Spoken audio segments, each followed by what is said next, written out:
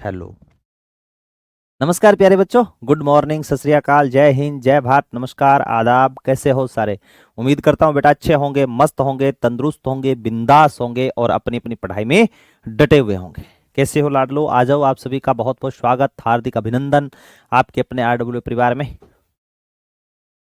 Vinita, Ram Ram sir ji. Renu Verma, नमस्ते sir ji. Priyanka Sharma, good evening sir ji. शाबाश, आ जाओ मेरे बच्चों, आ जाओ, जल्दी जल्दी पहुंच जाओ क्लास में। डिम्पल चौधरी, नितेश वर्मा, अमित तिवारी, हर हर Mahadev, Arvind. Comment comment comment. आवाज ऑडियो वीडियो सब ओके है ना बेटा? एक बार मुझे बता देना। जय भीम सर जी, किया होते? मैं चंगो भलो हूँ किरणा, तू बता। जय भीम, नमस्ते सर जी। दीपक का प्रणाम स्वीकार करो। स्वीकार है दीपक। पुष्कर वर्मा, नमस्ते शाहपुरा भीलवाड़ा से। Rajni, good evening, good evening बेटा। आ जाओ सभी बच्चों को प्यार भरा लफ्जू, आ जाओ मेरे बच्चों। कल मैंने रणमल और जोधा के बारे में बताया था, एक बार मैं पुनः रिपीट कर देता हूं। राव जोधा एक बार और एक्सप्लेन कर दो सर जी। मनीषा, ठीक है बेटा, मैं अब सुन लो, मैं रिपीट कर देता हूं। मैंने राव चूड़ा के बारे में बताया था। अब आप कमेंट मत करना मेरे बच्चों, अब आप मेरी तरफ ध्यान देना, मैं आपकी तरफ ध्यान दे रहा हूं, आप मेरी तरफ ध्यान देना, न कि कमेंट की तरफ। खम्मा घनी सर, घनी घनी खम्मा। चलो मेरे लाडलो, मैंने कहा था राव चूड़ा के बारे में। राव चूड़ा मारवाड़ का पहला वास्तविक संस्थापक माना जाता है। राव चूड़ा ने मंडोर को राजधानी बनाया था। ठीक है, किसको राजधानी बनाया? मंडोर को राजधानी बनाया। मंडोर को मांडवेपुर के नाम से जाना जाता है। मंडोर राव चूड़ा को दहेज में मिला था और चांद कंवर पत्नी का नाम था, जिसने चांद कंवर बावड़ी बनवाई थी जोधपुर में। राव चूड़ा के समय सामंत प्रथा की शुरुआत हुई थी। राव चूड़ा ने अपने छोटे पुत्र कान्य को राज दे दिया था। बड़ा बेटा नाराज हो गया था, रणमल या रिडमल, ये वहां से निकल करके कहां चला गया था? मेवाड़। तो रणमल का अधिकांश समय मेवाड़ में बीता। रणमल को मारवाड़ की भी सत्ता मिल गई थी, क्योंकि कान्य की हत्या करणी माता ने करती थी। गोधन की हत्या किया करता था, अत्याचारी था। ठीक है, इस कारण करणी माता ने उसे सुलटा दिया, मौत के घाट उतार दिया। तो रणमल जो था वो राजा बन गया, मारवाड़ का भी बन गया और मेवाड़ का भी बन गया। ठीक है, मेवाड़ में उसने हस्तक्षेप क्या किया? तो आप याद रखना, रणमल का अधिकांश समय मेवाड़ में बीता। रणमल को मेवाड़ के उस समय के शासक रहे राणा लाखा ने उसे धड़ला जागीर दी थी। राणा लाखा के साथ में रणमल ने अपनी बहन हंसाबाई का विवाह करवा दिया था, सशर्त। और शर्त रखी थी कि हंसाबाई से जो उत्पन्न संतान होगी वही मेवाड़ का राजा बनेगा। तो हंसाबाई से उत्पन्न संतान हुई थी मोकल, उसको मारवाड़ मेवाड़ का राजा बनवा दिया। किसने? रणमल ने, अपने भांजे को। फिर कहते हैं मोकल की हत्या हो गई थी, उसके बाद में उसका बेटा था कुंभा, वो मेवाड़ की सत्ता पर बैठा। तो रणमल राजनीतिज्ञ था और उसने सोचा भी मारवाड़ मेरे हाथ में, मैं क्यों ना मेवाड़ को भी अपने हाथ में ले लूं। इसलिए उसने षड्यंत्र रचा और अपनी प्रेमिका, गर्लफ्रेंड, जिसका नाम था भारमली, ये पासवान पड़दाई थी, दासी। दासी क्या होती है गुरुजी? पहले राजपूत राजा जब अपनी बहन बेटियों का विवाह करते थे, उस समय कुछ गरीब कुंवारी कन्याएं दहेज में साथ में लेते थे, उनको बोलते थे दासी, डाबरिया, पड़दायत या पासवान। और उनसे जो नाजायज संतान पैदा होती थी उनको बोलते थे बच्चों राणा, राजपूत, चाकर, दरोगा या गोड़ा। ये पेपर में छपा हुआ है। राजवी या चाकरी वो अलग है बेटा। ठीक है, तो बाद में भारमली ने बात स्वीकार नहीं की, तो कहते हैं रणमल की हत्या चित्तौड़गढ़ दुर्ग में करते हैं महाराणा कुंभा, भारमली, कुंवर चुंडा, ये सब मिलकर के किसको मौत के घाट उतार देते हैं? रणमल को। रणमल का बेटा था राव जोधा। राव जोधा कहां आ गया? मारवाड़। तो कहते हैं मेवाड़ शासकों ने मंडोर, जो कभी राजधानी हुआ करता थी आपके मारवाड़ के राठौड़ राजवंश की, उस पर एकाधिकार कर लिया था। राव जोधा इधर उधर भटकता रहा। राव जोधा ने करणी माता के आशीर्वाद से नहीं, राव जोधा ने हड़बूजी के आशीर्वाद से मंडोर भाग जीत लिया था, आल्ला हिंगोला को हरा दिया था। इसी राव जोधा ने 1459 में करणी माता के आशीर्वाद से करणी माता के हाथों जोधपुर दुर्ग की नींव रखवाई थी।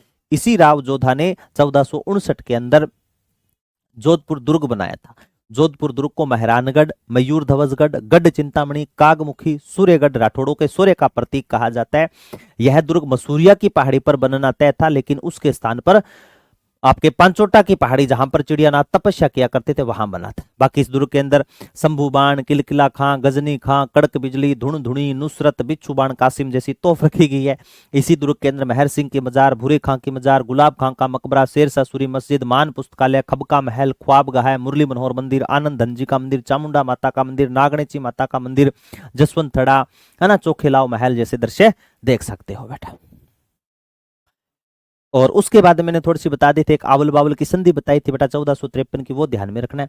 राव जोधा ने जोधपुर शहर बसाया, जोधपुर को राजधानी बनाया, जोधपुर को सन सिटी कहा जाता है, सूर्य नगरी कहा जाता है, मरुस्थल का प्रवेश द्वार कहा जाता है, और जोधपुर में जय जय होती है जय नारायण व्यास की।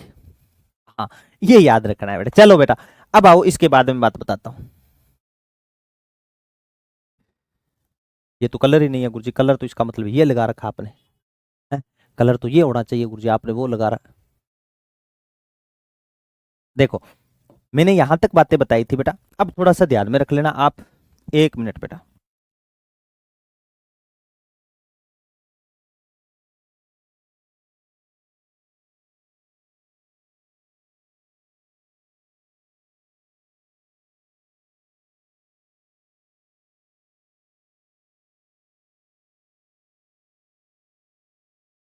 Hello hello hello.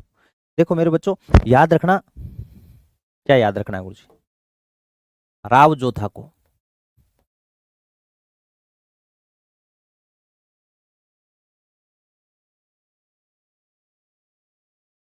किसको याद रखना है मेरे बच्चों? राव जोधा को। इस राव जोधा ने क्या किया था लाडलो? राव जोधा के 5 बेटे थे। मेन याद रख लेना, राव जोधा का एक तो सुजा बेटा था, एक था बेटा राव बिक्का, ये बड़ा ही बड़ा बेटा था। कौन सा लाडलो? राव बिक्का। ठीक है, उसके बाद में नाम आता था सातल देव का, फिर नाम आता था सुजा का। ये 3 पुत्र है किसके? राव जोधा के। किसके बेटे हैं बेटा? राव जोधा के। हाँ, राव, राजा, राणा, महाराव सब एक है क्या सर? अलग अलग है बेटा। टॉपिक पढ़े हैं बेटा, अभी तक तो मारवाड़ राजवंश से शुरू किया है।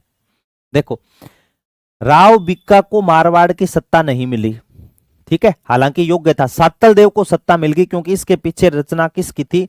जसमा दे की। याद रख लेना, मारवाड़ का राजा सातल देव किसके सहयोग से बना था? मारवाड़ का राजा सातल देव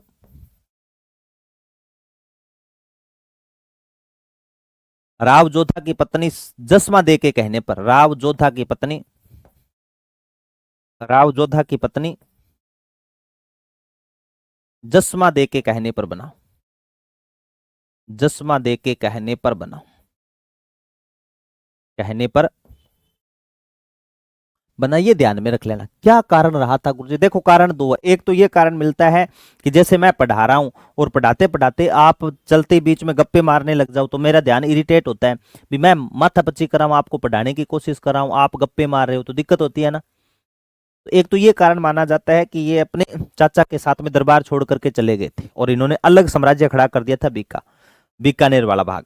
ठीक है, दूसरा कारण ये मिलता है जिसमें याद रखवाऊं आपको, ये राव जोधा की पत्नी थी ना, जिसका नाम क्या था बेटा?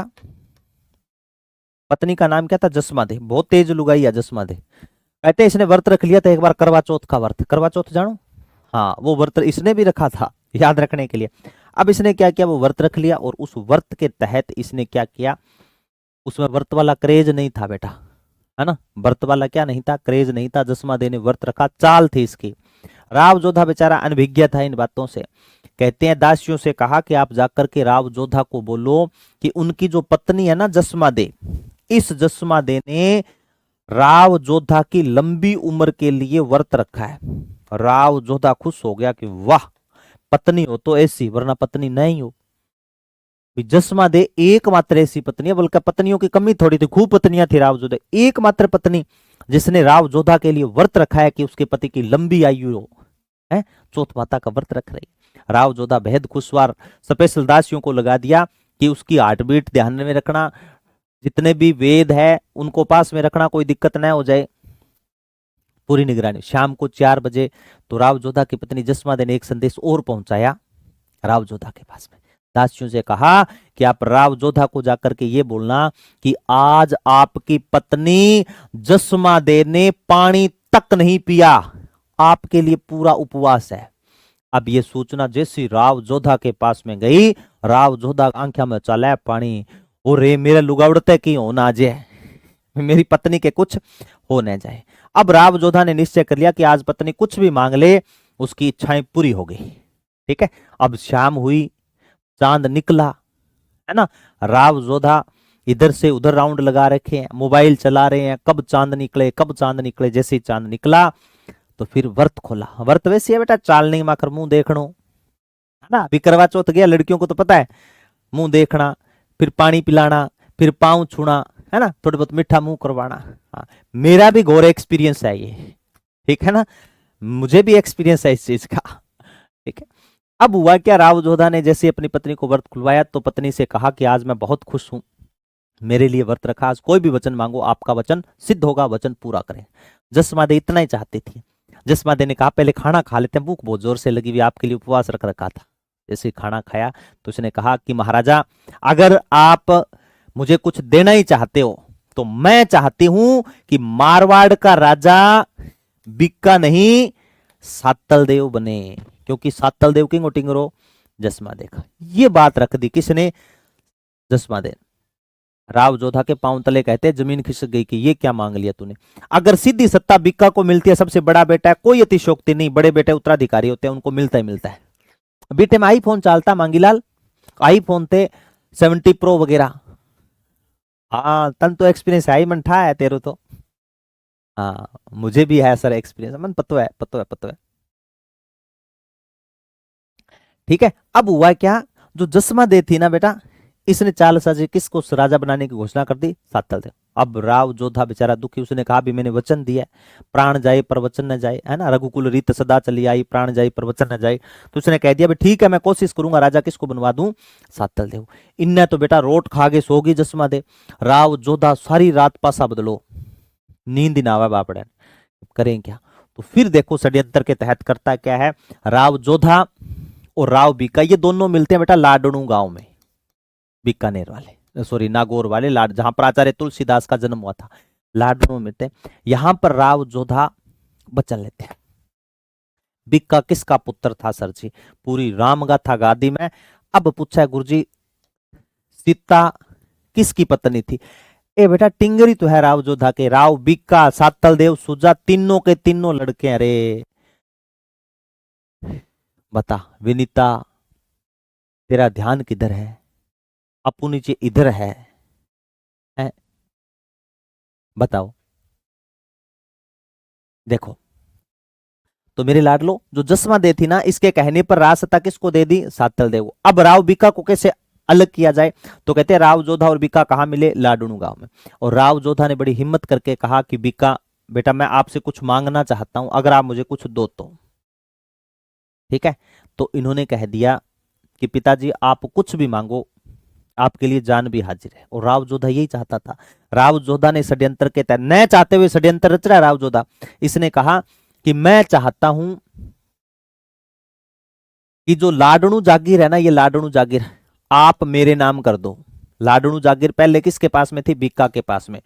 तो राव जोधा ने लाडनू जागीर अपने नाम करवा ली। और राव जोधा ने हंसकर के बोल दिया कि पिताजी सब कुछ आपका ही तो है, ये जागीर आप रख लो। राजस्थान क्या भारत क्या विश्व का इतिहास में मुझे लगता है एक ही शासक है जिसने अपनी खुद की बनाई हुई जागीर अपने पिता को दी है, वो राव बीका था। फिर दूसरी शर्त इसने रखी राव जोधा ने कि बेटा मैं चाहता हूं कि मारवाड़ का जो राजा बने ना, आगामी राजा, वो सातल देव बने। इतना समझते ही राव बीका समझ गया कि बापू किंग चक्रा मांग्यो माऊ गए, जसमा दे की बातों में आ गया। कौन आ गया जसमा दे की बातों में, राव जोधा। क्योंकि आज तक राव बीका योग्य बेटा था, अब अचानक ही सातल देव कैसे हो गया। तो राव बीका ने मुस्कुरा के कह दिया था कि डोंट वरी डैडी, मुझे कोई अतिशोक्ति नहीं है, अगर आपको लगता है कि आपका योग्य बेटा सातल देव है तो आप हंसकर आप उसे राजपाट दीजिए, मुझे कोई एतराज नहीं है। लेकिन मेरी भी एक शर्त है, मेरा भी एक वचन है, मेरा भी वचन पूरा करना पड़ेगा। अब राव जोधा ने हंस करके कहा कि अब तो बुलाई की मांग ले, मेरा पूर्तका तक मांग ली बुलाई, सब दे दूंगा तुझे, मांग। तब राव बीका ने पता है क्या कहा था? राव बीका ने कहा कि पिताजी मुझे कुछ नहीं चाहिए, मुझे सिर्फ और सिर्फ आपकी पूजनीय वस्तुएं चाहिए, जैसे तख्त, ताज, ढाल, तलवार, कमरबंद, राज्य चिन्ह, मुकुट वगैरह। सिर्फ पिताजी मुझे ये चाहिए, इसके अलावा मुझे कुछ नहीं चाहिए, मैं अपना साम्राज्य खुद खड़ा कर लूंगा। कितनी बड़ी बात है ना? पिता तो बेटा पिता होता है, और वो किसी ने सही कहा है ना कि पिता के संस्कारों की बारखड़ी से ज्यादा कुछ भी नहीं, उनकी मुस्कुराहटों की घड़ी दो घड़ी से ज्यादा कुछ भी नहीं। मैं कुछ भी बन जाऊं, कितना भी कमा लूं, मैं कुछ भी बन जाऊं, कितना भी कमा लूं, लेकिन मेरी कीमत, मेरी औकात मेरे पिता की पगड़ी से ज्यादा कुछ नहीं, मेरे पिता की पगड़ी से ज्यादा कुछ नहीं। इंगी माऊ को नाम कोडम दे, इन्ने इंगी माऊ को नाम हो मेरे लाडलो जसमा, के नाम आ ला रहे जसमा। ठीक है के? तेरा ध्यान किधर है विनीता? मेरे तो यही ध्यान में कौन लगन ला रही तेरे बेटा। ठीक है, अब देखो, अब सत्ता राव बीका किस तरफ चला गया था बेटा? जांगल प्रदेश की तरफ। 1465 में कहां चला गया मेरे बच्चों? जांगल प्रदेश चला गया था। ठीक है, और करणी माता के आशीर्वाद से 1465 में जांगल प्रदेश की क्या रखता है? नींव रखता है। फिर राजा कौन बना? सातल देव। अब यहां सातल देव से लिखी हुई है सारी बात, ये रहा सातल देव। ठीक है, हाँ चलो, सातल देव। सातल देव के समय गुड़ले खां अटैक करता है बेटा। गुड़ले खां को पता चल गया कि यहाँ की नींव जो है वो कमजोर है, यहाँ की नींव क्या है बच्चों? कमजोर है। तो गुड़ले खां ने क्या किया? अटैक कर दिया। कहां पर? मारवाड़ भूभाग में। पिपाड़ का युद्ध लड़ा जाता है यहाँ पर। ठीक है, गुड़ले खां ने आक्रमण किया, और कहते हैं सातल देव ने उसे पीट पीट कर भगा दिया था। और जब गुड़ले खां भाग रहा था ना, उस समय 140 कुंवारी कन्याएं क्या कर रही थी? पर्व मना रही थी। गुरुजी कौन सा पर्व मना रही थी? गुड़ला नृत्य। कौन सा पर्व मना रही थी मेरे बच्चों? गुड़ला पर्व मना रही थी। यहां पर 140 कुंवारी कन्याएं कौन सा पर्व मना रही थी? गुड़ला पर्व नहीं, गणगौर पर्व। ठीक है, तो कहते हैं गुड़ले खां मल्लू खां का सेना नायक था, और ये यहां से भाग रहा था। किससे हारने के बाद में? सातल देव से हारने के बाद से। और इसने राजस्थान में कहावत सुन रखी थी कि बाजता चोरगा जिंटाई चोखा, है ना? हाँ, मनीषा की बात सच्ची है, बिल्कुल बिल्कुल बिल्कुल। हाँ ठीक है, तो ध्यान में रख लेना। 100 अपने बोलते ना बाजता चोर का जिंटाई चोखा, तो इसने क्या किया? 140 कुंवारी कन्याओं का अपहरण कर लिया गुड़ले खां ने, और बाजते बाजते आदेश दे दिया का चकलियो। 140 कुंवारी कन्याओं का अपहरण करके अपने साथ में लेकर के चला गया। फिर इन 140 कन्याओं को छुड़वाने के लिए कहते हैं सातल देव गुड़ले खां के साथ में युद्ध करता है, और इस युद्ध में मौत के घाट उतार देता है। 140 कुंवारी कन्याओं को खुश करने के लिए गुड़ले खां के शीश को काट करके तीरों और बाणों से छिद्रित कर देता है, और बाद में इस शीश को लाया जाता है मारवाड़, और मारवाड़ में चक्का जाम जैसे चैत्र कैसे कृष्ण, चैत्र कृष्ण अष्टमी को घुड़ला पर्व मनाया जाता है, घुड़ला नृत्य किया जाता है बेटा। ठीक है, कुछ कहते हैं कि गुड़ले खां की लड़की का नाम था गिंदोली, जो मैंने जगमाल वाली बताई थी, है ना? गिंदोली, गिंदली नहीं, गिंदोली। उसको भी सातल देव उठा करके ले आया था। तो उसने कहा कि मेरे पिता की हत्या तो आपने कर दी, कम से कम उनकी याद में कोई पर्व तो शुरू कर दो। तो गुड़ला नृत्य शुरू हुआ था। रात्रि के समय छिद्रित मटके में दीपक रख करके जो नृत्य किया जाता है, उस नृत्य का नाम क्या है मेरे बच्चों? गुड़ला नृत्य। अरे कहना मुझे को गुड़ला नृत्य। बताओ समझ में आई? एक बात कौन आई? अरे आई कौन आई? आई कौन आई? बात समझ में आई कौन? ये वो पूछ रहा हूं। चालू के आगे चालू के? हाँ, वो अब ट्रेंडिंग में चल रहा था, मैं क्लास में बता रहा था, है ना? वो एक खूब ट्रेंडिंग में चल रहा है, एलियन नाम से था, पता नहीं आईडी उसके, है ना? क्या चालू कर दियो के? कर दियो। चालू के घर चालो। कुछ लोग कहते हैं तू कुछ नहीं कर पाएगा, वही लोग कहते हैं कि तू बहुत दूर तक जाएगा। चालू के गुरुजी चालो है ना? चलो बेटा, देखो राव गांगा, सातल देव के बाद में सुजा के बारे में महत्वपूर्ण बातें है नहीं बेटा, वो मैं जब बीकानेर पढ़ाऊंगा तो बता दूंगा कि सुजा के समय बीकानेर चढ़ाई करता है, बीकानेर का शासक राव बीका, और जो पूजनीय वस्तु है वो लेकर के जाता है जसमदे के कहने पर। ठीक है ना? हाँ, ये ध्यान में रख ले। सातल देव सूजा, उसके बाद मैंने कहा जाता है कि जब कोई सूज जाता है तो पसीने की गंगा बहती है, राव गंगा। राव गंगा के बारे में कोई महत्वपूर्ण बात नहीं है, सिर्फ दो बातें। एक तो राव गंगा के समय गांगेलाव तालाब बना, एक राव गंगा के समय गंगश्याम मंदिर बना। तीसरी बात सबसे मोस्ट इंपॉर्टेंट, हाँ सबसे मोस्ट इंपॉर्टेंट बात कौन सी गुरुजी? मोस्ट इंपॉर्टेंट बात मेरे बच्चों कि जब खानवा युद्ध लड़ा गया था 17 मार्च 1527 को, तो खानवा युद्ध में राणा सांगा ने पाती प्रवण किया था। क्या किया था? पाती प्रवण किया था। सर आप लिखवाते नहीं हैं, ऐसे ही पढ़ जाते हैं क्या? लिखवाते नहीं बेटा, मैं लिखवाता हूं मेरी लाडली मुस्कान। इसका मतलब साफ साफ हो गया, साफ साफ तू झूठ बोला है। इसका मतलब ये हुआ कि तूने मेरी पुरानी वाली क्लास एक ही कौन लगाई। विद्या पढ़ाएगी सो कौन लागे जे झूठ बोली तो, है ना? हाँ पक्की बात है। इसका मतलब ये हुआ कि आपने पीछे वाली क्लास नहीं लगाई। बेटा सारा ही मैंने हाथों से लिखा। ये राजवंश बड़ा है ताकि मैं कुछ समझा पाऊं मेरे बच्चों। अगर मैं राजवंश लिखवा लिखवा के कराऊंगा ना तो 4 महीना में कौन नहीं उन्होंने मेवाड़ लेकर के बैठ जाएगा 1 महीना, ये ध्यान में रख लेना। ठीक है? और ये बात पहले दिन जब मैंने शुरू किया था ना उस समय तमाम बच्चों को बचाया था, सारे बच्चे एग्री हो गए थे, एक दो को छोड़ करके। अब उनके भी बात ये समझ में आ गई कि सर ने इसीलिए ये लिख रखा है। और तू मेरी लाडली मन पूछने लाग रही है कि गुरुजी आप लिखवाते नहीं क्या? ओरे ये करा।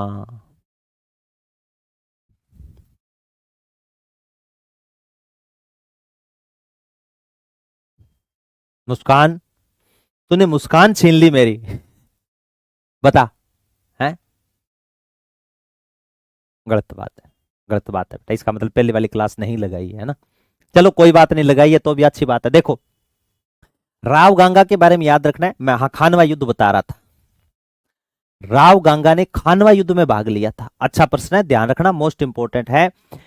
याद रखना मेरे बच्चों, खानवा युद्ध 17 मार्च 1527 को हुआ था। खानवा युद्ध से पहले राणा सांगा राजस्थान का एकमात्र ऐसा योद्धा, एकमात्र मेवाड़ के एकलिंगनाथ का दीवान, जिसने सभी को पत्र लिखा था और पत्र लिख करके खत पहुंचा दिया था सबके हाथों कि खानवा युद्ध में राणा सांगा का साथ देना है। तो मुगलों के खिलाफ सभी राजपूत राजाओं को एक करने वाला कोई साथ, वो कौन था? राणा सांगा। जो पत्र गया था मारवाड़ में कौन से राजा के पास में गया? राव गंगा के पास में। और राव गंगा ने फिर पत्र किसको, सॉरी युद्ध में किसको भेजा था? मालदेव को। खानवा युद्ध में राणा सांगा ने मारवाड़ के कौन से राजा को आमंत्रित किया था? राव गंगा या राव मालदेव? तो आंसर होगा राव गंगा। राव गंगा फिर अपने कौन से लड़के को भेजता है? मालदेव को भेजता है। ठीक है?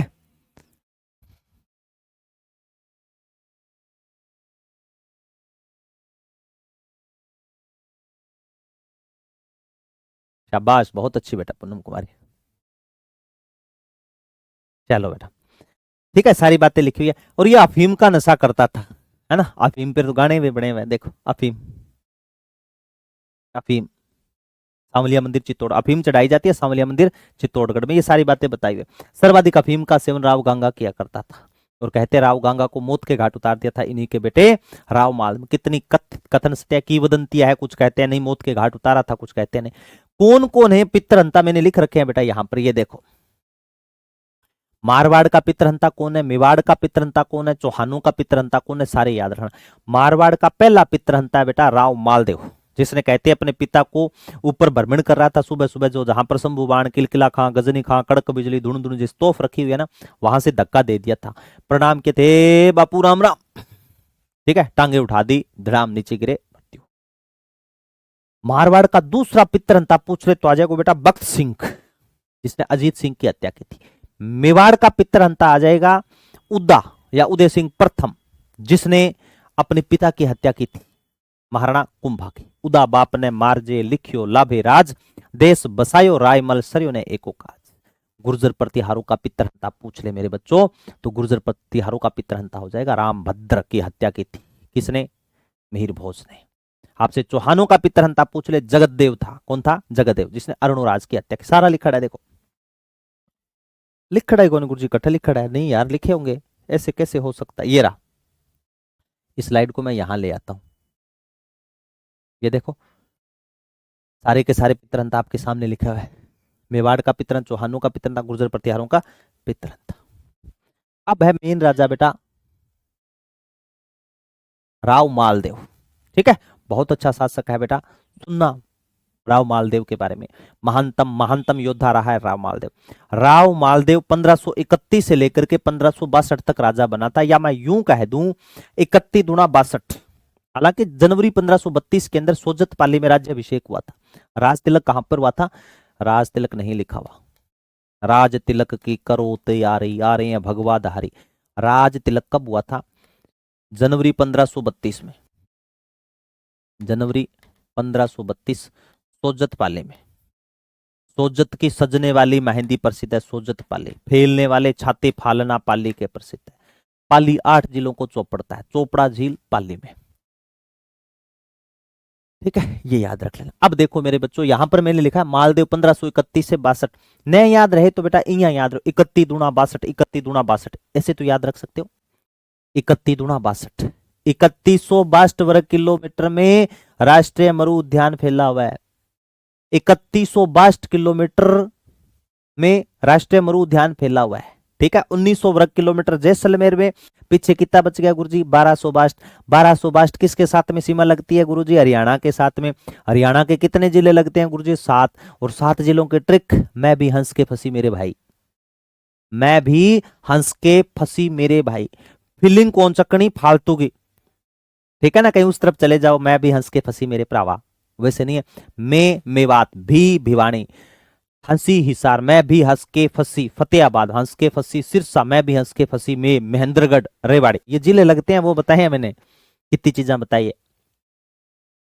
मालदेव का शासन काल है 1531 से 1562। 31 दूना 62, 3162 वर्ग किलोमीटर में फैला हुआ है राष्ट्रीय मरु उद्यान।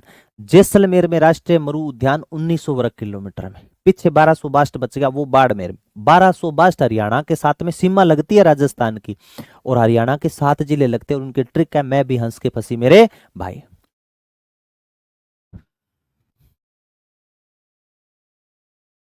श्रीमान मेरी लाइफ में बहुत प्रॉब्लम चल रही है, पढ़ाई नहीं हो रही, बहुत डिमोटिवेट हो रहा हूं। देख दीप चौहान, सबकी लाइफ में ऐसे है, मेरी लाइफ में भी ऐसे ही चल रहा है ना। लाइफ किसी की जो जिसकी लाइफ स्ट्रगल से भरी होती है ना, वो शानदार होती है बेटा। ठीक है ना दीप, तो ऐसे मत सोच कि सिर्फ तेरी लाइफ में ही दुख है, सबकी लाइफ में दुख है, कोई एक दो को छोड़ करके कोई सुख ही नहीं है बेटा। बस इस समय हृदय को कठोर करना है, अपने स्वाभिमान को जिंदा रखना है, और सिर्फ तपस्या करनी है। ठीक है, ताकि ये जो अब जिंदगी गुजर रही है ना, आने वाले समय में तेरी और तेरे बच्चों की जिंदगी ऐसे न खराब हो। ठीक है, इसके लिए पढ़ बेटा मन लगा करके। ठीक है ना, चलो आ जाओ। ये देखो मालदेव के उपनाम लिखे हैं। मालदेव को मारवाड़ का पितरहंता राजा, हसमत वाला राजा, पुरुषार्थी राजकुमार, 52 युद्धों का विजेता, 58 परगनों का विजेता, पश्चिमी दुर्गों का निर्माता माना जाता है। वो राजा कौन है मेरे बच्चों? राव मालदेव है। ठीक है, हसमत वाला राजा, पुरुषार्थी राजकुमार, हिंदू बादशाह, 52 युद्धों का विजेता, 58 परगनों का विजेता, पश्चिमी दुर्गों का निर्माता माना जाता है। 1525 में राज्याभिषेक हुआ था। ठीक है, लिखा हुआ है। मालदेव की जीत कहां कहां हुई है, ये स्लाइड बेटा सबसे मोस्ट इंपॉर्टेंट है। ठीक है ना, बस घबराना नहीं है बेटा, मैंने पहले भी बोला था। ठीक है ना दीप चौहान, जिंदगी में गम है, आंखें भी हमारी नम है। क्या कि जिंदगी में गम है, आंखें भी हमारी नम है, लेकिन हम फिर से मुस्कुराएंगे, हर दर्द से जीत के दिखाएंगे। ना ही कोई रास्ता दिखता है, ना ही कोई मंजिल, मझधार में है नैया, ना ही कोई साहिल, लेकिन हम अपना रास्ता खुद बनाएंगे, हर दर्द से जीत के दिखाएंगे। जिंदगी में गम है ना, जिंदगी के गम है, इसी गम को आगे लेकर के जाना है। हाँ, दिखने और करने में अंतर होता है बेटा, ये ध्यान में रहा, याद रखना। जिंदगी में मिली हार है, दिल टूटा बार बार है। जिंदगी में मिली हार है, दिल टूटा बार बार है। हम फिर लड़ेंगे, फिर इतिहास रचेंगे, हर दर्द से जीत के दिखाएंगे, हर दर्द से जीत के दिखाएंगे। ठीक है, फिर से उठेंगे, फिर खड़े होंगे, फिर लड़ेंगे, फिर जीतेंगे। हार क्यों मानना है?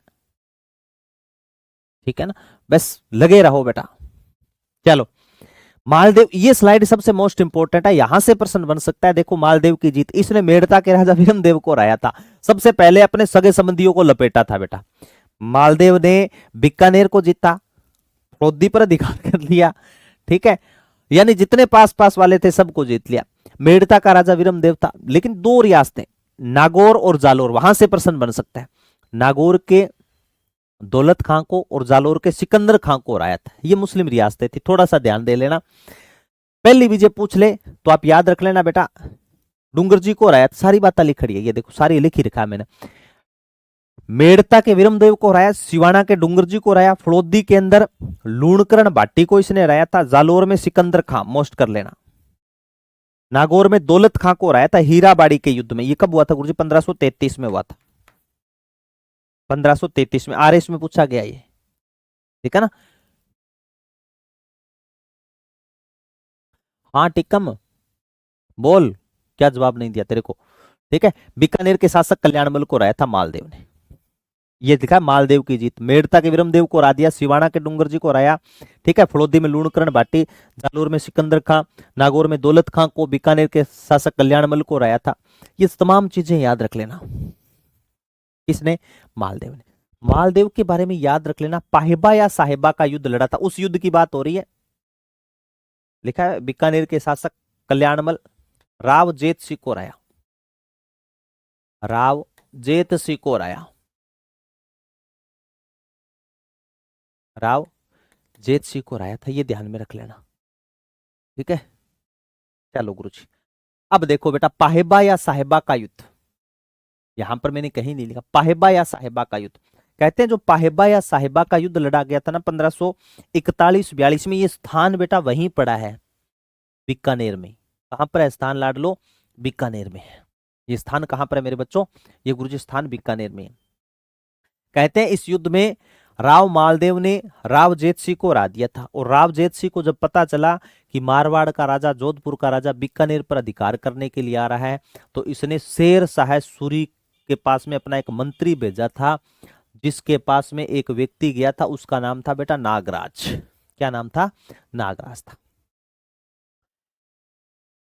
मनीषा क्या पूछ लिया? सबसे पहले इसे हराया सर मालदेव ने, इस वीर ने सबसे पहले वीरा को हराया था, भाद्राजुण पर अधिकार किया था। ये बात नहीं लिखी हुई क्या रे?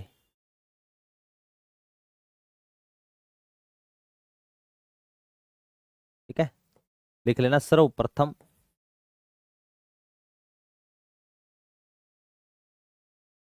भाद्राजुण पर अधिकार, सर्वप्रथम भाद्राजुण पर अधिकार, भाद्राजुण पर अधिकार, वीरा को हराया, वीरा को हराया। इस वीर ने सबसे पहले किसको हराया था मेरे बच्चों? वीरा को हराया। कोई चीज ऐड ना हो भाई, ऐड कर लेना बेटा, नोट्स में लिख लेना। पहले खत्म कैसे हो जाती है पूजा? मैं चेक करूंगा, कई बच्चों के कमेंट आ गई। क्लास मैं यहाँ पर चलता रहता हूँ, चलता रहता हूँ, लेकिन टाइम होता है ना 55 के आसपास, वो ऑटोमेटिक क्लास बंद हो जाती है बेटा। देखो, पाहिबा या साहिबा का युद्ध कब हुआ? 1541-42 में। किसकी जीत होती है? मालदेव की। किसको राय दिया था? राव जेत सिंह को राय दिया था। कौन सा सेनापति भेजा था शेरशाह सूरी के पास में? नागराज, लेकिन वो सही समय पर सैनिक सहायता लेकर के नहीं आ पाया। फिर कहते हैं राव मालदेव ने बीकानेर जीत लिया, और बीकानेर जीतने के बाद में राव मालदेव ने अपने प्रमुख सेना नायक जेता और कुंपा को डीडवाना जागीर दे दी थी। डीडवाना, ना खाना, सिर्फ कागज बना।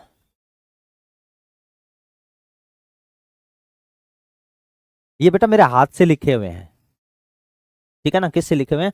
हाथ से लिखे। मैं कोशिश करूंगा आगे वाले पीडीएफ होगी ना वो टाइप करवा लूं, ठीक है। और यहां पर देखो, खारे पानी की झील, आज बीकानेर जिला पढ़ाया था शायद, उसमें खारे पानी की झील लिखवा दी थी मैंने। पड़ी नहीं साड़ा कुत्ता का फावड़े की लुक्का के है। हाँ उपाध्याय जी बोलो बेटा, ठीक है। अब देखो बेटा, यहां पर मैंने शेरशाह सूरी के बारे में कुछ बातें समझाई थी बच्चों को, आपको फिर बता देता हूं, आप भी मेरे साथ साथ में याद रखना। क्या याद रखना है गुरुजी? याद रखना, जब हम मालदेव को पढ़ेंगे ना, किसको पढ़ेंगे बच्चों? मालदेव को। इस मालदेव से पहले अपने को थोड़ा सा इनके बारे में जानना है, ठीक है। शेरशाह सूरी के बचपन का नाम क्या था बेटा? फरीद था। ये अटैक करेगा गिरी सुमेल युद्ध से पहले की बात बता रहा हूं, थोड़ा सा हिंट ध्यान में रखना, अगर कोई लॉजिकल पर्सन आ गया तो आपका गलत न हो। कहते हैं कि जब राव मालदेव दिल्ली का बादशाह था, उसमें हुमायूं राजा था। कौन था? हुमायूं राजा था बेटा, भारत का बादशाह। इधर क्या हुआ? शेरशाह सूरी ने दो युद्ध लड़े थे 1539 और 40 के अंदर। चौसा व कन्नौज का युद्ध, चौसा और कन्नौज के युद्ध में शेरशाह सूरी ने हरा दिया किसको? हुमायूं को। और हुमायूं कहते हैं कि बड़ी मुश्किल से वहां से भागा था और हुमायूं गंगा में कूद जाता है और वहां पर एक निजाम सखा भिश्ती नामक व्यक्ति बेटा हुमायूं को बचाता है। ठीक है, और जैसे हुमायूं को बचाया तो हुमायूं ने बचने के बाद में उस व्यक्ति को अपने दरबार में बुलाया। जब दरबार में उसको बुलाया गया तो कि उस निजाम सखा भिश्ती से पूछा, राजस्थान में उसकी कब्र बनी हुई है अजमेर में ख्वाजा मोइनुद्दीन चिश्ती की दरगाह के पास में, याद रखना कि हुमायूं को के प्राण किसने बचाए थे, निजाम सखा भिश्ती ने। और फिर उसे एक दिन के लिए बादशाह बनाया। उससे पूछा कि बता तेरी कोई इच्छा है तो बता।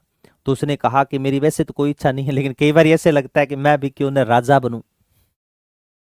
हाँ, एक दिन के लिए हुमायूं ने निजाम सखा भिश्ती को बादशाह बनाया था, पूरे 24 घंटे के लिए।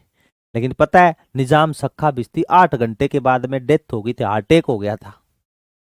ठीक है ना, अचानक ये अटैक आ गया था। तो ये ध्यान में रख लेना, आपका भी रिजल्ट आए, परम पिता परमात्मा मालिक आपकी सुने, माता पिता का आशीर्वाद बने आप पर, है ना, उनकी आशीष दुआओं से प्रफुल्लित फूलो फूलो बेटा आप, है ना। तो कल को रिजल्ट वगैरह आए ना तो किसी को साथ में लेकर के जाना रिजल्ट देखने के लिए, है ना।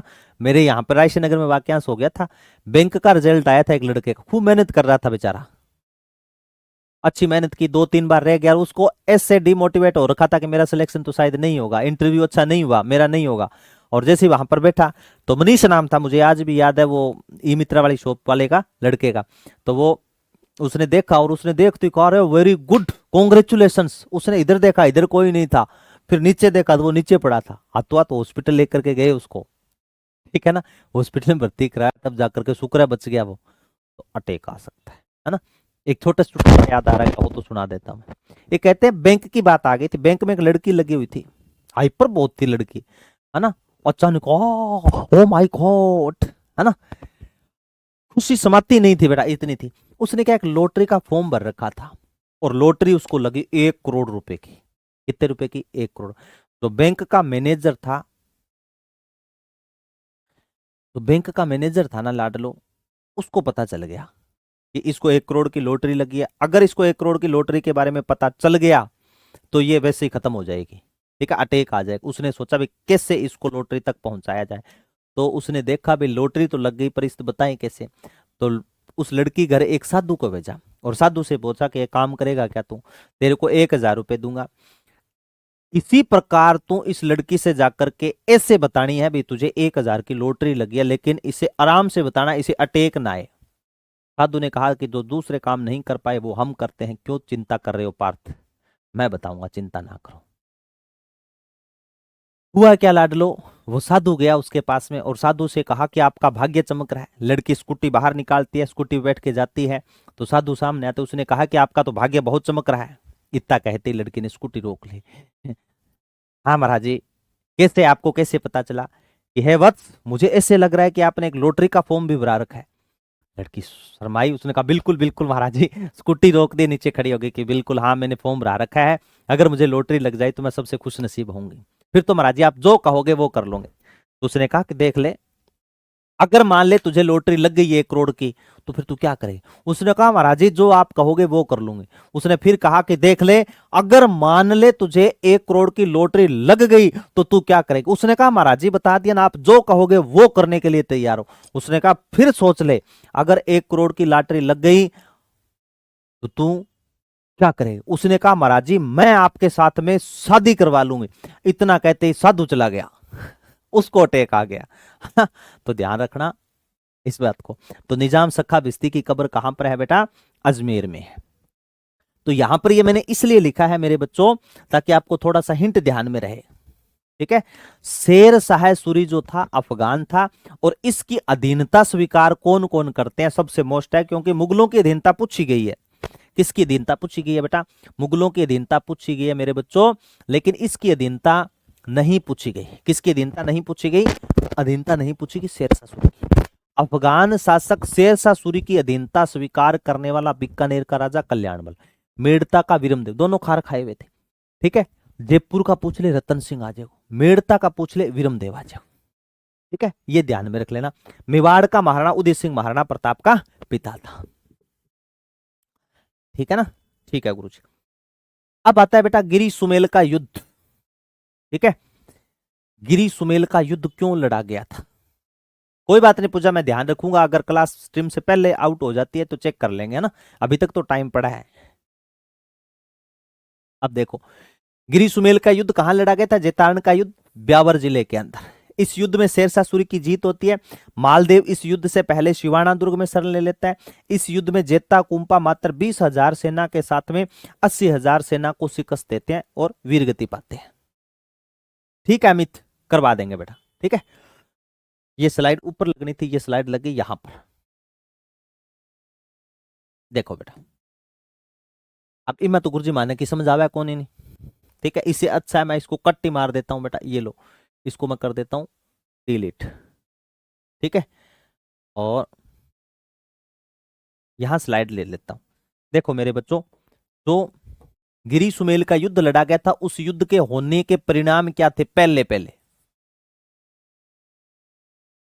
शेरशाह सूरी, इस शेरशाह सूरी के पास में दो लोगों ने अधीनता स्वीकार कर ली थी। बीकानेर से कौन चला गया था गुरुजी? बीकानेर से चला गया था मेरे बच्चों कल्याणमल। बीकानेर से कौन गया था लाडलो? बीकानेर से गया था बेटा कल्याणमल। और मेड़ता से कौन चला गया था? विरमदेव।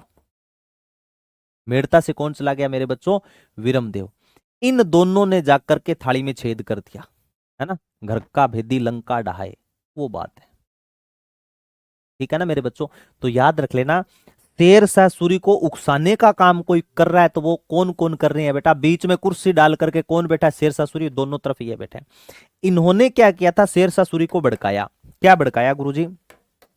शेरशाह सूरी से कहा कि देख, अगर मालदेव जो है ना, मालदेव मारवाड़ का राजा, इसी तो मालदेव ने राया था कल्याणमल और विरमदेव को, कि अगर मालदेव ने किसका साथ दे दिया? जो दिल्ली का बादशाह था हुमायूं, अगर इसका साथ दे दिया ना तो तेरी रेल बना देगा। रेल कौन? तेरे रेलो बना देगा। तो शेरशाह सूरी ने कहा मुझे डरा रहे हो, मुझे हौसला दे रहे हो? उसने कहा सत्य बता रहे हैं हम। तो शेरशाह सूरी ने क्या किया बेटा? मालदेव को संदेश पहुंचाया और मालदेव से कहा कि अगर तेरे पास में हुमायूं सैनिक सहायता लेने के लिए आए तो तू उससे सैनिक सहायता नहीं देगा, बल्कि बंदी बना करके मुझे सौंपेगा। यार मारवाड़ का राजा है, 9 कोटि का दुर्ग है, वो ऐसी बातें स्वीकार करेगा? लेकिन कहीं ना कहीं कहते हैं भय था, उसने सैनिक सहायता नहीं दी मालदेव ने, लेकिन उसको बीकानेर दुर्ग देने की बात कर दी थी, ऊंटों की सेना देने की उसने बात कर दी थी। हुमायूं मालदेव से कौन से स्थान पर मिला था? तो याद रखना, जोगी तीर्थ, फड़ौदी के पास में स्थान पड़ता है जोगी तीर्थ, ठीक है। हुमायूं और मालदेव की मुलाकात कौन से स्थान पे होती है? जोगी तीर्थ नामक स्थान पे, यानी दोनों तरफ से सेना जाती है यहां पर, और यहां पर जाकर के बात हो गई 1539 में बेटा, ठीक है। और 1540 में बिलग्राम का युद्ध, जिसे कन्नौज का युद्ध कहा जाता है, ठीक है। माही सोनी, यहां आ जा बेटा वापस। तो आपसे पूछ ले, मालदेव और हुमायूं कौन से स्थान पे मिले थे? जोगी तीर्थ नामक स्थान पे। यहां पर हुमायूं की सहायता करने के लिए मालदेव तैयार था, लेकिन इसका एक पुस्तकालय अध्यक्ष था मुल्ला सुर्ख। किसका गुरुजी? हुमायूं का। उसने मना कर दिया कि तू उसके पास में सहायता मत लेना, वो तेरे को गिरफ्तार करवा देगा। उसकी बात चल रही है मालदेव के साथ, शेरशाह सूरी के साथ में।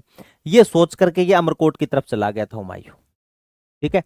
इधर इसने सैनिक सहायता नहीं दी, स्वाभिमानी था, लेकिन इसने क्या किया? इसकी बात अस्वीकार कर दी, हुमायूं को बंदी नहीं बनाया।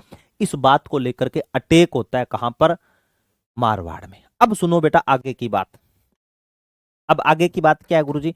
आगे की बात यह है बेटा, जब मालदेव गिर नामक स्थान पे अपनी सेना का पड़ाव डाल करके बैठा था ना, तो उस समय कल्याणमल और विरमदेव ने फिर भड़का दिया कि इसके पास में प्रमुख सेना नायक है जिनका नाम है जेता और कुंपा, और इनकी बदौलत इनकी बदौलत राव मालदेव ने एक भी युद्ध नहीं हारा, ठीक है। ये प्रमुख सेनापति थे। तो इसने क्या किया? जाल फेंका। इसने एक जाल ये फेंका, जाली पत्थर लिखे, किनके नाम? जेता और कुंपा के नाम, कि किसी न किसी प्रकार मालदेव को किनारा करे, अलग करे। अगर सब मिलकर के युद्ध लड़ेंगे तो रेलो बना देगा। तो इसने सोचा कि जाली पत्थर डाले। जेता और कुंपा की राइटिंग में जाली पत्थर लिख गिरवाए, और उन जाली पत्रों पर पता है क्या लिख दिया? जाली पत्थर जानते हो, जाली नोट, नकली नोट। वैसे राइटिंग जेता कुंपा की नहीं है, लेकिन जेता कुंपा की जैसी राइटिंग में शेरशाह सूरी लिखवा करके पत्र गिरवाता है। यहां पर उन पत्रों पर लिखा हुआ था कि हम जेता और कुंपा मालदेव के प्रमुख सेनापति, जैसे ही कल युद्ध शुरू होगा, रणभेरी बजेगी, हम शेरशाह सूरी आपको, मालदेव को बंदी बना करके आपको सौंप देंगे। ये लाइनें लिखवा करके दिलवा दी। अब जैसे ही मालदेव उठा और सुबह अपने शिविर में देखा तो वो जाली पत्थर बिखरे हुए पड़े थे, उन पे लिखा था कि हम जेता कुंपा जैसे युद्ध शुरू होगा, मालदेव को बंदी बना करके शेरशाह सूरी आपको सौंप देंगे, है ना। मालदेव को झटके लगने शुरू हो गए। क्या हुआ? पानी पिया, फिर बोला यार जेता कुंपा तो मेरे साथ विश्वासघात नहीं कर सकते। फिर देख लो इसका दिमाग देखो, ये सोचा कि नहीं यार वो मेरे साथ में धोखा कर सकते हैं। इस बंदे ने किसी की नहीं सुनी, अपनी पूरी की पूरी सेना लेकर के वापस चला गया, पूरी की पूरी सेना लेकर के वापस कूच कर गया। ये देख लो, ठीक है। मात्र 20,000 सेना को विश्वास था किस पर? जेंता और कुंपा पर। इन्होंने कह दिया कि अरे उनके दिमाग में, उनकी खून में, उनके रग रग के, उनके लहू के अंदर कहीं पर भी गद्दारी नहीं लिखी हुई। आप उन पे विश्वास करो, कम से कम उन पे विश्वास तो करो। लेकिन लोग सारे के सारे सेना लेकर के चले गए। मालदेव यहां से सीधा पहुंच गया बेटा सिवाना दुर्ग में। कहां पहुंचा मेरे बच्चों? सिवाना दुर्ग में। तब बोलते हैं कि जब जब मारवाड़ के राजाओं पर संकट आया, उन्होंने सिवाना दुर्ग को केंद्र बनाया। सुबह जैसे ही मालदेव के प्रमुख सेना नायक जेता कुंपा उठे, इन्होंने पूछा कि महाराजा कहां पर है। थैंक यू बेटा मंजू। जेता और कुंपा कहां पर है? तो पता चला जेता कुंपा को कि मालदेव तो है ही नहीं यहां पर। पूछा कहां है, तब वो जाली पत्र इनको पढ़ाए गए कि आरोप आरोप प्रत्यारोप लगा। जेता कुंपा काफी दुखी होते हैं। ये कहते हैं कि कम से कम मालदेव को हमसे वार्तालाप तो करनी थी, हमसे पूछना तो था।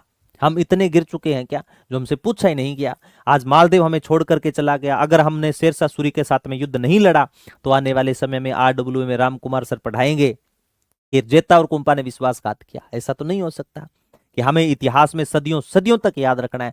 हमारे ऊपर ये अमिट कलंक लगा है। इस अमिट कलंक को धोने के लिए अपने किसको धोएंगे? दोनों मिलकर के शेरशाह सूरी को धोएंगे। किसको ठोकेंगे? शेरशाह सूरी को, क्योंकि इसी की करतूत है ये। तो देख लो, मात्र 20,000 सेना जेता कुंपा के साथ में शेरशाह सूरी से टक्कर लेती है और बुरी तरह हराती है इसको। युद्ध विश्राम होता है बेटा, ठीक है। ऐसे नहीं है युद्ध चल रहा है और पीछे से आकर के किसी ने वार कर दिया, परनमु फोरते डुक कौन मेलू मेलगर बाजे, वैसे नहीं होता था, ठीक है ना। तो युद्ध रुका तो उस समय इसने अपने अल्लाह ताला से नमाज अदा की और अल्लाह ताला से पुकार की कि मुझे कैसे न कैसे इस युद्ध में जीत चाहिए।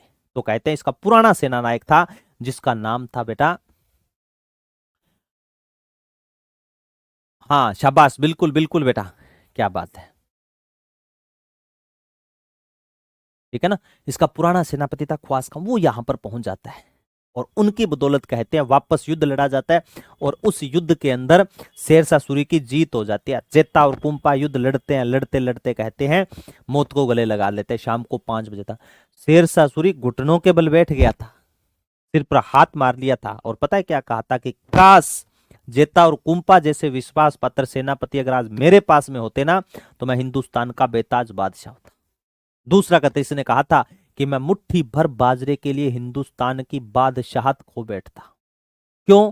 क्योंकि दिल ये मारवाड़ भाग में तो क्या था, बाजरा ही था, थोड़ी उपज होती थी। बादशाह कहां का था? दिल्ली का। इसके कहने का तात्पर्य यह था कि अगर मालदेव सिवाना की तरफ न जाता, मालदेव और जेता कुंपा सारे मिल जाते तो सिरगुबाड़ एक कौन छोड़ नहीं। तब ये घबराया, तब इसने कहा मैं मुट्ठी भर बाजरे के लिए हिंदुस्तान की बादशाहत खो बैठता। बिल्कुल टिक्कम बोलते हैं शिवाना दुर्ग को मारवाड़ के राजाओं की शरण स्थली, कुमथाना दुर्ग, खेराबाद दुर्ग, जालोर दुर्ग की कुंजी, अणखिलो दुर्ग कहा जाता है बेटा इसको, ठीक है। तो शेरशाह सूरी जीत गया था। इसने क्या किया? खवास खां ईयानी को जोधपुर दुर्ग का प्रशासक नियुक्त कर दिया। किसको नियुक्त किया? खवास खां ईसा को, खवास खां ईयानी को जोधपुर दुर्ग का प्रशासक नियुक्त किया, ठीक है। और प्रशासक नियुक्त किया और इसी शेरशाह सूरी ने अपने नाम से क्या बना दी थी बेटा? यहां पर मस्जिद बना दी थी। युद्ध तमाम राजाओं ने लड़े हैं, कोई जीता है बेटा, कोई हारा है, लेकिन आज भी इतिहास याद करता है जेता कुंपा को, आज भी इतिहास याद करता है गोरा और बादल को, आज भी इतिहास याद करता है आल है उद्दल को, ठीक है ना। आज भी इतिहास याद करता है जयमल और फत्ता को। रणबांकुरे रहे हैं बेटा। अब देखो सारी चीजें लिखी हुई है, ठीक है। शेरशाह सूरी इस युद्ध में जीतने के बाद जोधपुर पर अधिकार करता है। अंतिम समय में शेरशाह सूरी ने जलाल खां जलवानी, मैं ईशा खां बोल दियो के, जलाल खां जलवानी था बेटा, ठीक है, पुराना सेनापति। इसने क्या किया था? सहयोग किया था। राव मालदेव, आगे वाले दिन की स्लाइड थी। शेरशाह सूरी का कथन क्या था?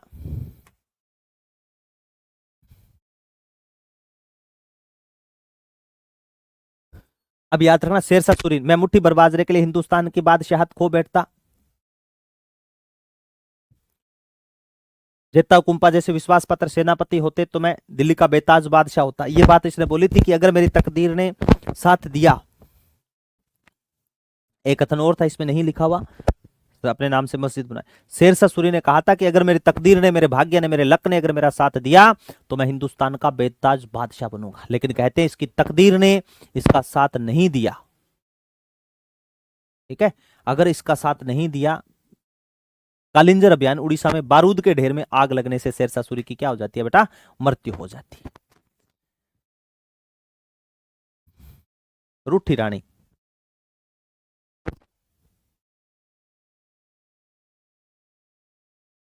रूठी रानी, रूठ के तू यूं चली जाएगी, तेरे जाने के बाद मेरी याद आएगी। ये तो देखो रूठी रानी के सारे मैंने लिखवा रखे बेटा। रूठी रानी महल कहां कहां बने। पहले क्या जमाना हुआ करता था ना, अगर कोई पत्नी रूठ जाती थी तो उसके लिए महल बना देते थे। हैं? आजकल अगर पत्नी रूठ जाए तो रोटी कौन बना के दे? आजकल अगर पत्नियां रूठ जाए, नाराज हो जाए ना, तो महल नहीं बल्कि पतियों को हाँ, हाँ रोटी बनानी पड़ती है। मेरे तो कौन बनाए नहीं है। जब से हुई है शादी आंसू बहा रहा हूं, है ना, बर्तन मांज रहा हूं, और थे रो मारो गुरुजी ब्याह को नहीं हुआ, ब्याह को नहीं हुआ, ब्याह ब्याह तो मारो भी हुआ गो लाडी है। हाँ, ऐसा ही बन जाओ, हो जाएगी शादी, ना चिंता करो, है ना। तो अब देख लो, जब रानियां रूठ जाती थी उनके लिए महल बनते थे। आजकल रोटियां बनती है बेटा, जब रूठ जाए फिर उनसे बोलते हैं कि खाना तो खा ले। ठीक है ना। हाँ, याद रखना। अमित तिवारी कहाँ राणा सांगा ने हरा दिया था इसको? राणा सांगा से कोई लिखा देगा ही नहीं है बेटा। मालदेव जाता है खानवा युद्ध में राणा सांगा का साथ देने के लिए। किरणा पूछा साची के सर जी? मजाक है, जोक्स है। ठीक है, ते साची फीलिंग ना उठा लियो। हाँ, ये देख देख ये, इसीलिए तो मैंने बताओ कितने बच्चों का एक्सपीरियंस आ रहा है, खतरनाक एक्सपीरियंस आ रहा है। चलो देखो, रूठी रानी के महल कहाँ का है? उम्मा दे पिछोला। उम्मा दे के बारे में कहा बताऊंगा बेटा। ठीक है, कोमला, ये देखो महल सारे के सारे मेरे बच्चों याद रखना। रूठी रानी के महल आप याद रखना। उम्मा दे किसकी पत्नी थी? अपने पति की। पति का नाम क्या था? मालदेव। ठीक है, कोमलावती जयसिंह की पत्नी थी, जयसमंद झील वाली। ठीक है, जयसमंद झील के किनारे, जयसमंद झील अब बेटा गुरुजी सलूम्बर में है। रूठी रानी महल, सुहावा देवी, कोमलावती, सुहेश्वर महादेव मंदिर, सेकंड ग्रेड फर्स्ट ग्रेड में पूछा हुआ बताया था। ठीक है, पृथ्वीराज प्रथम की पत्नी, ये याद, सॉरी पृथ्वीराज द्वितीय की पत्नी, सुहेश्वर महादेव मंदिर। रूठी रानी महल पूछ ले, नूर जहां जहांगीर की पत्नी, अन्ना सागर झील के किनारे। ठीक है, राजस्थान की नूर जहां पूछ ले, गुलाब राय को कहा जाता है। एक और याद रखो तो याद रख ले, गुलाब राय, राजस्थान, जोधपुर की नूर जहां कहा जाता है, जोधपुर की नूर जहां कहा जाता है।